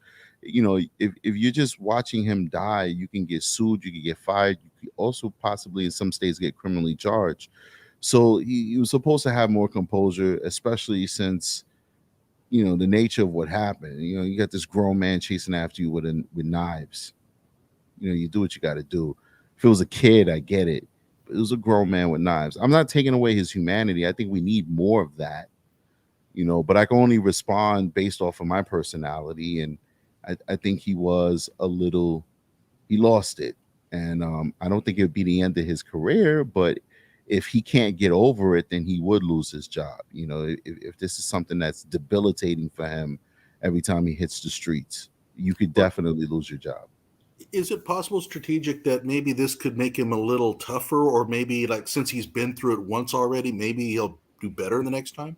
That's possible. You know, that adversity does do that for all of us, makes us smarter, tougher.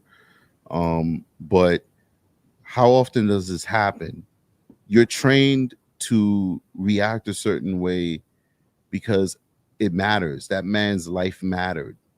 You know, we're gonna say, oh well, you know, this you didn't do CPR on him in a timely manner, so but that's a one-off because you're gonna do better next time. No, every life matters. So he was supposed to have his composure, his wits about him, and do the job.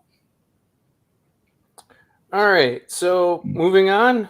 Body cam shows suspect shooting Oklahoma City cop at close range during a pat down. This is another one that's an example of just how fast you have to be able to make these decisions and keep these things in mind when you see people getting irritated. That was one of the things actually wanted to mention earlier, and I think I said this when I was on your show, Strategic, was that I used to have conversations with cops because I worked in a 24-hour joint, and they would come in to talk because they're bored because there's nothing going on. And they said, well, you know, the more escalated you get, the more loud you get, the more angry you get, the more belligerent you get, the more you're basically sending me the message that you're the kind of person that's planning to shoot me. So it's like they do the exact opposite of what they should be doing. And then they're teaching these kids to yell and scream and get violent with cops, or well, even just, you know, verbally violent with cops, which is all the wrong thing to do. You know, like, and you don't have to be sedate or submissive, but you shouldn't present yourself like somebody who's about to be a threat. This is like just basic common sense, but they never look at it from the police officer's perspective. So anyway, let's take a look at this one.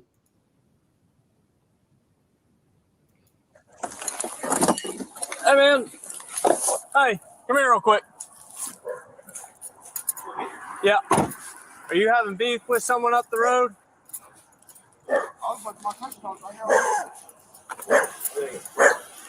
Hey, hold on. Hey, he's drunk, bro. Yeah. Okay, hold on. Stop. Stop. What's going on? Keep your hands out of your pocket. You got any weapons or anything? No. What's going on with them? Oh no, he drunk, bro. I'm trying to walk. Hold on, man. Young in the mud. Let me figure out what's going on. I'll get yours. You got any weapons? Can I pat you down real quick? Make sure you don't have any weapons. Here. Don't reach for nothing. Oh! Man. Oh! Let's make that. Shot fired! Shot fired! I'm hit. He's taking off in my car. Shots fired. I'm hit.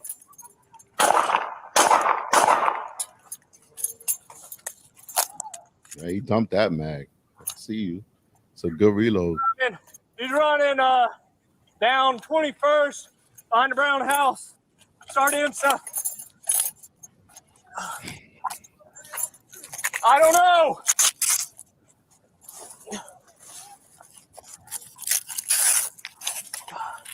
Put his own tourniquet on. God damn, this guy's a warrior. Just get in it and get on the brakes. Hey, it's Oklahoma, man. Yeah. No, I'm hit. Mm-hmm. Am I hitting the face?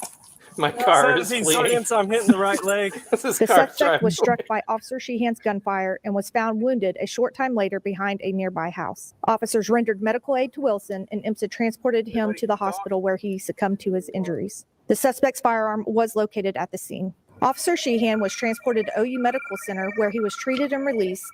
He has been placed on routine administrative leave pending the outcome of the investigation. So I want to go back just to right before here, and then, and take a look at just how fast this is, and then you wonder why a cop sounds irritated with you if you're sitting there with your damn hands in your pockets. Well, this is why. What's going on? Keep your hands out of your pocket. You got any weapons or anything?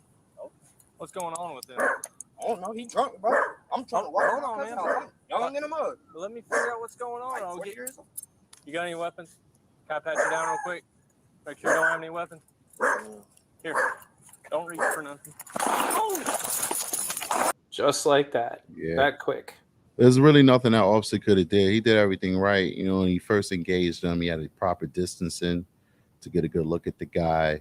He's not complying. You can't magically make people comply. Hey, you got any weapons on you? Hands in your pockets. He only gets close to the guy when he's actually going to search the guy, and there's really nothing that he could have done that I could think of that would prevent what happened. Actually, when I first saw the video, I thought he got shot in the head. I don't know how that overhanded shot ended up resulting in him getting shot in the leg. I don't know. Yeah, same here. I thought he was shot in the head too. I tell you what, the cop got his gun out really fast. Yeah. Tactics wise, this guy got his gun out. He stayed in the fight. He shot at that, and his bullets were true too, because he killed the guy. His magazine exchange. He dumped the magazine, threw a new one in, kept cover fire. That perp was trying to get into the police car to flee in it, but because he was throwing bullets down range, that guy decided, I can't get into this police car. He's going to shoot me. And then he decided to flee elsewhere. So think about how many lives were saved that way by him not getting into that police car, because all the while his adrenaline is not letting his body know that he's dying. What if he's in that police car going 80 miles an hour and then he finally succumbs to his injuries and crashes and kills innocent people? So that's what you want to see when it comes to tactics. He engages the guy. He tries to see if he has weapons. It's a circumstance he can't avoid, but he stays in the fight until the very end. I loved it. So, but as far as like the situation, what would frustrate me about this is you got to imagine that Black Lives Matter would have shown up about, the black man who got shot by the cops. And then like they always have some fictional story about, well, if he was a white guy, then I had a whole bunch. I'm going to do a whole video that's just like a compilation of white people getting shot by cops just to get rid of that. We dealt with the same nonsense with the Rittenhouse thing, that if it was a black guy that, they would have just gunned him down. And it's so ridiculous. It's like, well, I have a great theory. Don't point guns at cops. Don't resist arrest. And I have a funny feeling you'll do a lot better. Right. So, but but again, so fast. So this is why cops are on edge. I mean, I don't have to tell you this. I'm just talking to the people listening. Point is that, well, of course they are. I mean, Jesus, at any moment, you have no idea how fast it's going to change.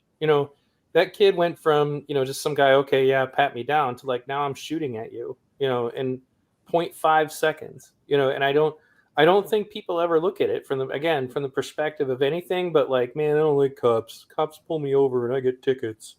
Like they have no other understanding of it. So this one's pretty messed up. Move on. He is not moving around.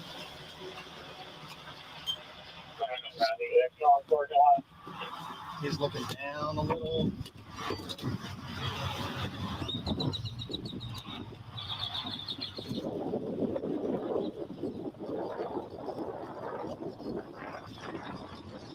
What's up, brother? Hey, how you doing? You in park? Is this your truck? How long you been having it? It's how long? 2018. Alright, so you got driver's license on you, buddy? Where you headed to? Right now. What? Oh, that's all right. Yeah, well, I can take some of my stuff. Okay. You got any weapons in here, brother? Yes. Is that an ankle monitor? Yes, sir. GPS phone. What are you doing on your phone? I can show you. What? The vehicle when I first got it. Oh, don't worry about it, man. Let's get that out of you.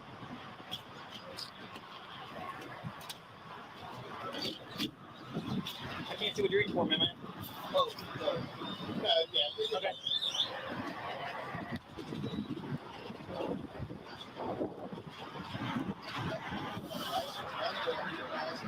You don't have any idea. Here, why don't you do me a favor? Take off your seatbelt. Did you just hear me? Look at me. Take off your seatbelt. Are you requesting me? I'm telling you to take off your seatbelt and step out. Why don't we do this? Put your hands. Come on.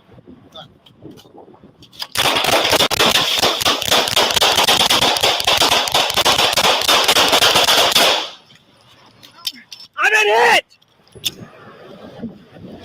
I've been hit! Partner, are you good? I've been hit!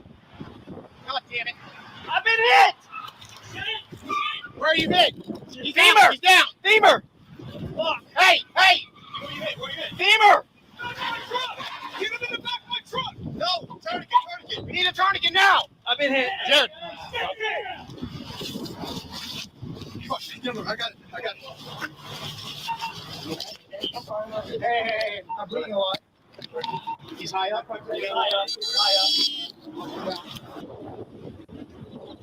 Another angle. If you can, because it's getting kind of like, can you fast forward a little bit? Hey, how we doing? Yeah, sure. The vehicle when I first got it. Did you just hear me? Look at me. Take off your seatbelt. Are you requesting me? I'm telling you to take off your seatbelt and step out. Why don't we do this? Put your hands. All right.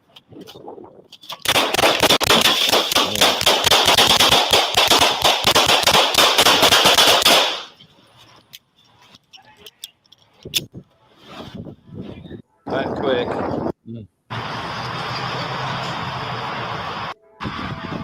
Put your hands.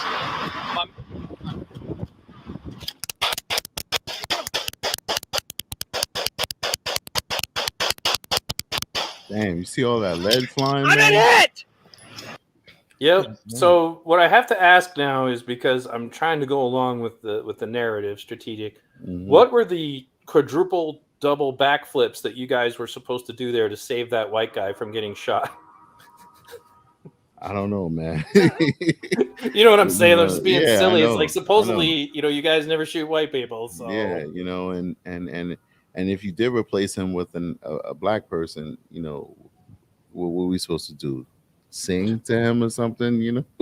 Well, Like, make sure he has more social programs. yeah, like this is ridiculous, and this is the majority of these situations. Cops don't die because somebody is moving in slow motion to kill them. Like, most of the time when cops die, which happens like every week or so, it's because somebody does something like this. They ambush them. There's no way to protect against this. You had 2 cops on the car, and they're doing a felony stop. You believe you could see his hands. I thought, from my angle, I'm looking at his hands, and the gun comes from nowhere. And then they say, well, why did you shoot that many times? Well, because you weren't sure you even hit him with the first 50 shots you laid down. Like, you got to shoot until the threat is over. And I think this guy survived. I don't know. And this is another one where the guns came up. The guns came out really fast. Mhm. I was really astonished at how quickly they had bullets going into that dude. Yeah. They, those are drills that you do to kind of get you prepared for these situations. Unfortunately, in like states like New York, they make us wear these safety holsters. Like down south, I could tell that guy, neither one of those guys had any safeties on their holsters. But in like New York, they make us wear these safety holsters where you could draw fast, but not nearly as fast as these guys. So, just because I know you usually only are on for like 2 hours, I wanted to go ahead and get on to the next one because I have some background to go along with it. Sure. But so we're moving on now to these guys are serving a warrant on a violent criminal because I guess he had a cocaine possession warrant out and he didn't show up at court. So here we go. Houston police, come to the door. All right, this one's real sad. Yeah, Someone just hit the door. Good morning. Hey, we have a warrant for.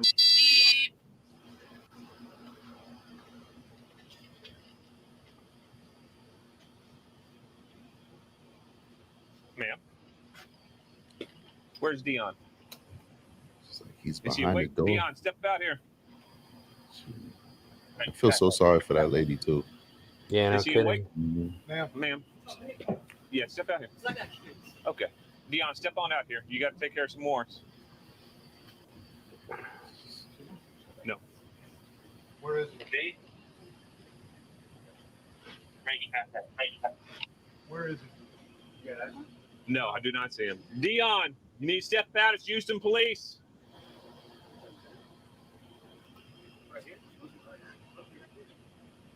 Is he behind the door? Dion. She looked back there towards the back. So, Dion, it's Houston Police. You need to step out here.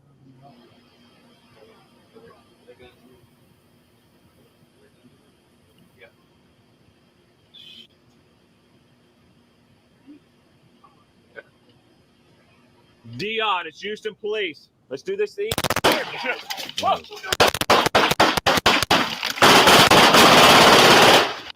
Damn, you hear that? Yep, it's like fucking Fallujah. Yeah. That's his gun. He's got an automatic weapon. Phil.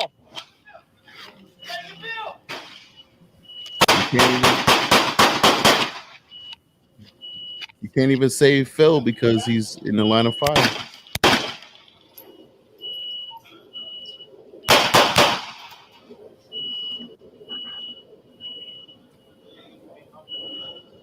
Call an ambulance.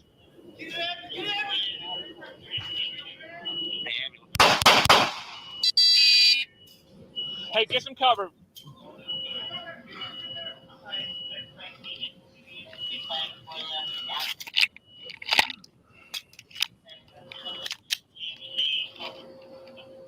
Okay, so there's a bit of a dead zone here, so I'm gonna move on to the next camera.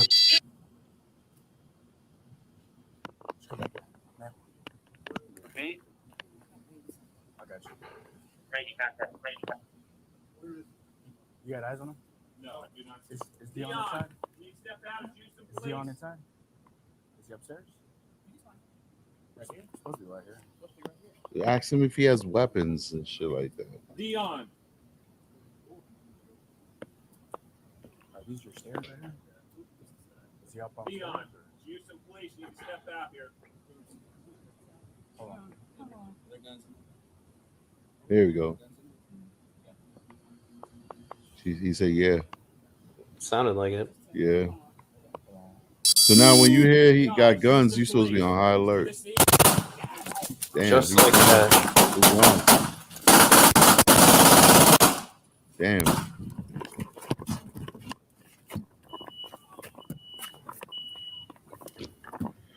Hold on. Give me cover. Give me cover. Okay.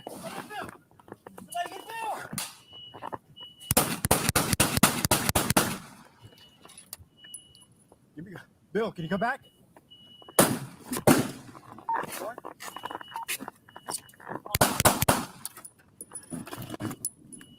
They obviously should have sent a social worker. Yeah. All he needed was somebody to talk to. He's misunderstood. Five clear. Let me get loaded and fuel. Okay, so my track vehicle needing to check my like tracking a 2016 GMC brown color as at a convenience store, color plate in a red Jeep. All right, ready? Five clear.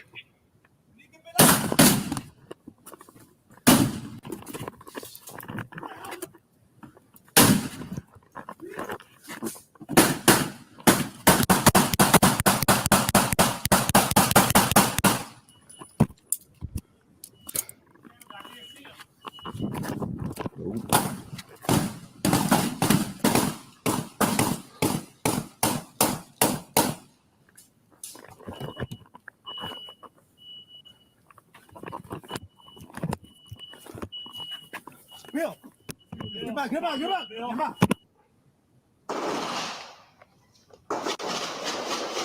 That's what the cop from behind is hearing. Yeah. Goddamn Fallujah blowing up on the other side of the building. That's got to be intense. Yep. Looks like he was going out the back door. Yep.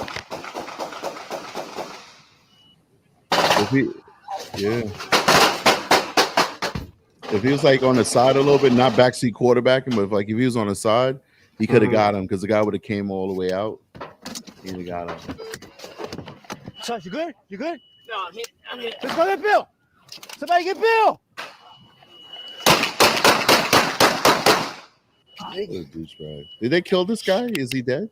He did eventually die, yeah. Good. He killed the cop right there on the porch and then injured another one.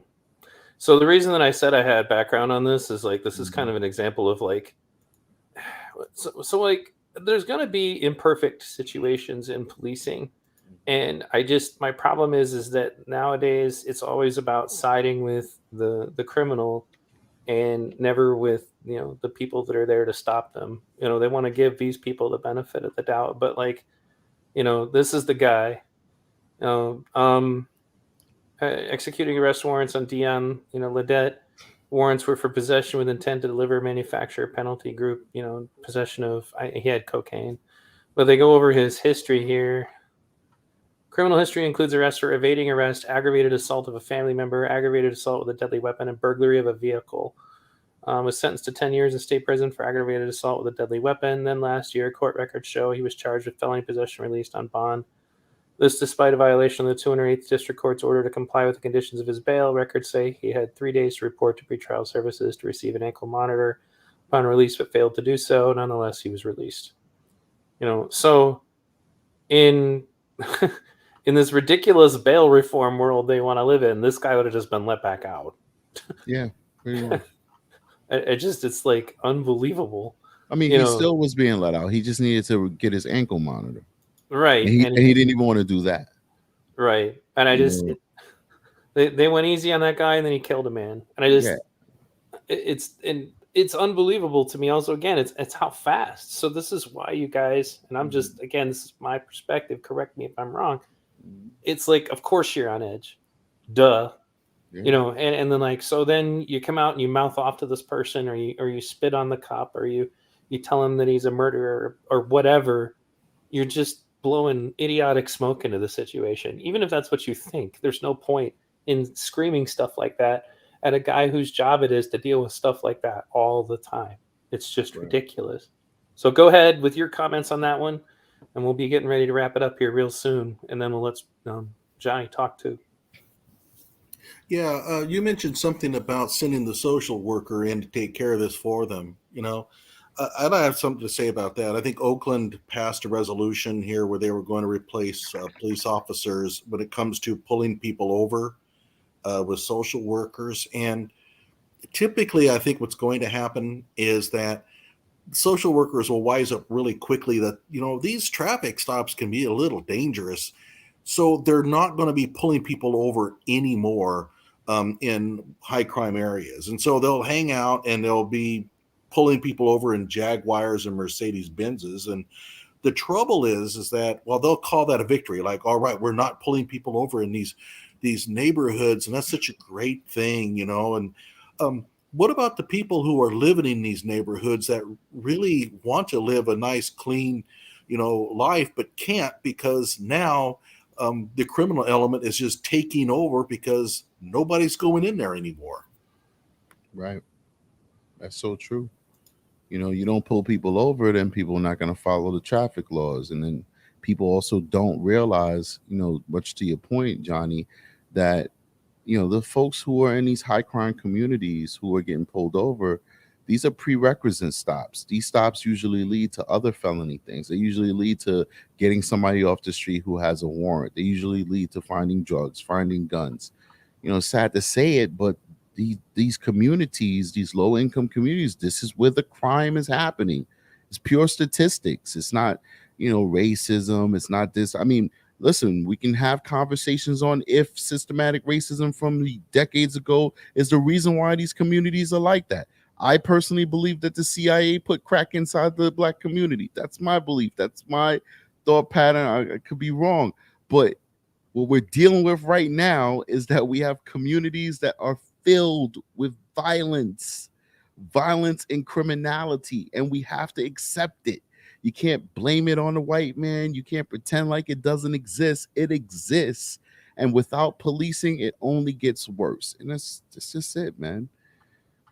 I think that I guess the only thing I would add to what you said was that I don't think that the CIA said to themselves, let's go poison some black people with crap or crack. I think they don't like poor people in general. You know, that was always the point that I usually made as the white boy growing up in those neighborhoods, was there was no rescue plan for us. Like, it's like they don't care about poor people, period. And the trailer parks are usually full of meth and heroin, you know, and they're usually populated by white people. You know, so what I wish we could do is for the people who are poor and white and poor and black and poor and Hispanic to recognize that we have something in common, instead of like being, you know, teaching our black kids that the single mom with 4 kids working as a waitress living in a trailer is somehow is their oppressor. Like, who is that helping? You know, but that's a separate conversation. But you know, so real quick, $10 super chat from M. Kathy. Thank you, V Radio. Hi, Strategic Eyes and Johnny Walker Dread. Always great to see him, Kathy. So now, what about tactics in this situation, Strategic? I mean, okay. Well, first of all, let me answer a question. I don't want to ignore your audience. No, go ahead. Strategic Steel Stargazer says, "Do you think poverty breeds crime?" Yes, it does. Poverty is a prerequisite, you know, for more opportunities to commit crime. People are desperate. They're going to do criminality. They're going to try and get over. They're going to try and get the things that they want, sometimes illegally. We could expand it at a different time, but let me get back to your question, V Radio. Tactics. This is a warrant squad. All right. This wasn't detectives who are out there to investigate an active crime. You know, they're ready to make their arrest. This is a warrant squad. These guys are supposed to be a step below the SWAT team. Some departments only use their SWAT team to apprehend people. But this department is a large department in Houston. Most big departments will have a SWAT team, and then they'll have a warrant team. All right. So these guys are supposed to have more training than the average officer. All right. And what we saw was the way that they engaged the door was totally wrong. All right. It was not safe. Yeah, that didn't feel right. Go ahead. Then when, you know, I never watched the full video. I watched like the excerpts that other people were reviewing or like the news. So this is my first time watching like the video with continuity. I'm sitting there and you heard me say, like, are you going to ask the mother if he has a gun? And then eventually somebody did. Somebody was like, yo, does he have any weapons? And she said, yes. Well, after they've been standing there in front of an open door for a good 3 minutes. And that's God that gave them that 3 minutes, because it could have happened immediately, right? So now the moment she says guns, he should say, yo, he has guns in there. And then they should have then stacked in the way that you're supposed to stack on a door to engage the door, because now you know that you have a barricaded person who refuses to come out who has a gun. They continue to stand there, especially the hero officer who lost his life. He was totally exposed. At least the guy next to him was using the door jamb as cover. Bill didn't take any cover. Now, is it his fault? No, it's not his fault. It's that demon inside of that building who wanted to kill him, who actively wanted to kill cops. It's his fault. But, you know, it was bad tactics, and hence we have a tragedy on our hands. Johnny, did you want to comment at all? I kind of felt the same way, that there were like 3 people in the front of that door, and I felt like 2 would have been a little bit more of, let's say, less dangerous, because that third person has to stand in between the other 2, and he's right in the middle of the door frame. It was that man, I didn't think really felt that anything like this could have happened, but obviously we know it can. So Gmail account says Minneapolis just rolled out their social worker first responder program. 3,300 contacts with the public and not one death or brutality reported yet. not bad. Freeze the cops up. And I want to make something clear. I definitely see a value for particularly psychologically trained people to be working alongside the police. But like, if we took a social worker to deal with that guy with the 2 sais who tried to kill that cop, we'd have a dead social worker. Because unfortunately, sometimes the mentally ill, I honestly feel that guy was going to attack anybody he saw. That was the feeling that I got. I don't even think he was looking for cops. You send a social worker to that situation with nobody backing them up. What's going to happen to them? Do you have thoughts on that, Strategic? Yeah, the first question I'd ask is, well, what are the metrics that they're using on when to send these guys out? What type of calls are they assigned to? If it's just like, hey, I haven't taken my meds and I feel kind of squirrely, most cops in big cities wouldn't respond to that anyway. They would just like emergency medical services handle that. But the problem with the social workers is it's going to be great until one of them gets killed. And I'll tell you how one of them gets killed. Somebody says, yo, this guy's acting weird, but they don't say that he has a knife or a gun, maybe because they don't see it. And then the social worker is going to show up, and then the rest is going to be history. It's usually how it ends up happening. Mm-hmm. So, all right, guys, thank you for tuning in. And thank you guys for joining me. Strategic turns into a pumpkin after 2 hours or so. Yeah, absolutely, man. I want you guys give your outros and tell people a little bit just about what they should be, looking for on your channels. I'm gonna put your link. I put your link in the chat once, Johnny, and then I put Strategic's in the description. I'll put yours in afterwards too. But go ahead, Strategic.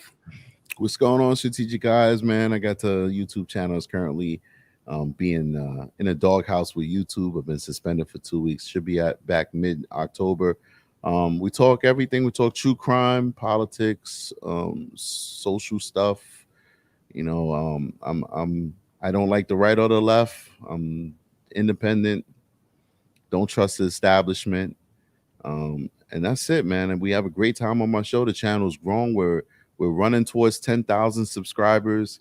I'd probably be much farther now than I was before if I didn't get suspended by YouTube. But yeah, we're growing show, and we got great friends like V Radio and Johnny Walker Dread, and I love coming on with you guys. And V, thanks for giving me this opportunity, man. No problem. I'd like to talk to you super briefly when we're done here, so don't go anywhere yet. All right. Johnny, go ahead and tell everybody about yourself real quick, and then we'll be done. Yeah, I have my own channel, the Johnny Walker Dread Show. We're gunning towards 10 subscribers. I'm kidding. You have almost 1,000. Yeah, it's only taken me like 3 years to do it. Yeah, I'm working on it. The algorithm doesn't like people like you either. Oh, I know it. But at any rate, my channel is devoted towards things mostly the Kyle Rittenhouse, especially, and also my local lawyers series where you can listen to lawyers just say really dumb things. But yeah, I'd appreciate it if people could go over to my channel and hit a few videos, like them, and most of all, subscribe. So I'm B Radio. My name's Neil. Oh wait, hold on. Salute Strategic, great stream. B Radio, regular Degula gives $5 super chat. Anyway, appreciate you, bro. You guys can check my stuff out. The reason I tell people to go to hy.page/VRadio is there you can find not just this channel, obviously, which hopefully you've liked and subscribed, but you can check me out on Rumble, check me out on Odyssey. Those are my backup plans. I have a lot of stuff on BitChute. I have a bunch of stuff on Spotify. I'm kind of surprised I'm getting away with it on Spotify, but I am. And that includes video and audio. I have a podcast format for a lot of my shows if you just like listening to audio, maybe in your car or something, and featured channels. You guys can find these two for sure, and along with some other channels if you look at my featured channels on my show. My show is mostly about trying to bring the truth to matters. It's as you can see with the artwork that I use here, I'm not a big fan of the Republican Party or the Democrat Party. I want people to be able to become independently minded and only join political parties if it is to vote for a specific person that you like. But it's a separate conversation for another time. I hope you guys have enjoyed this. If you would like to financially support the channel, I am a disabled guy, which is the reason I have a lot of time to do this stuff, but haven't had as much time as I usually do. But most of my work is usually extremely heavily researched, which is the reason why some of it hasn't come out yet, is I don't feel that I've got enough solid research yet. I don't just run off at the mouth. I'm very careful about things that I take a stand on, so if you guys like that kind of content and you want to see more of it, then your financial support will put me in a situation to be able to put more time into it. Thank you again, everybody, for tuning in. And I've got upcoming shows coming up. I'm still working on my thing about trying to connect the Weather Underground to the current activists. And I was hoping for more information. I may just have to go with what I have. I've been working even still more on some interviews. I was set up to talk to Thibodeau. He's one of the survivors of the Waco massacre.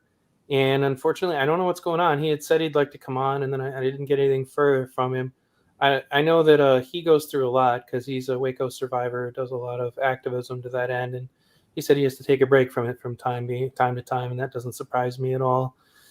And if there's anything you want me to cover that I haven't, please don't hesitate to come into our Discord. In my Discord frequently also the people that are in there help me research stuff. So my Discord has one rule: no personal attack.